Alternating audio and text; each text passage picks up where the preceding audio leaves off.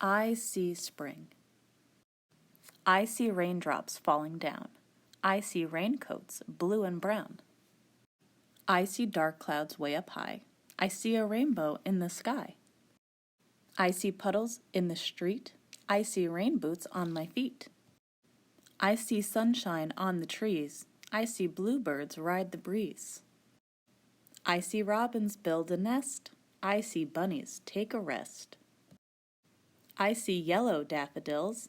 I see bluebells on the hills. I see squirrels scamper on the ground. I see pinwheels go round and round. I see kites up in the sky. I see clothes hanging up to dry.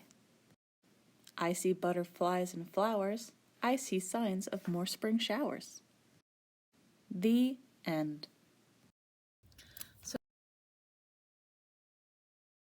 now we're going to start the spring popsicle wreath. You have 12 popsicle sticks. First, you're going to make a shape with 6 of them.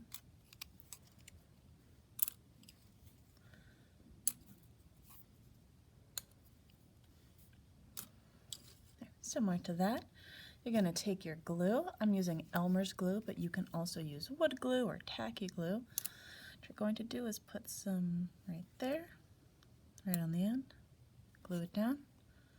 You're going to do that all the way around. And then we're going to let it dry for a few minutes. Once that's dry, you're going to put a dot of glue right in the middle, take another popsicle stick, and make an X. We're going to do that all the way around. So when this is dry, you're going to take your buttons, put a dot of glue right in the middle of the X's we created, and then glue down your button. Once again, you're going to go all the way around until you're done. And we're going to let that dry. Now that everything is dried, you're going to take your butterfly and pick a spot for it. I'm going to choose right here.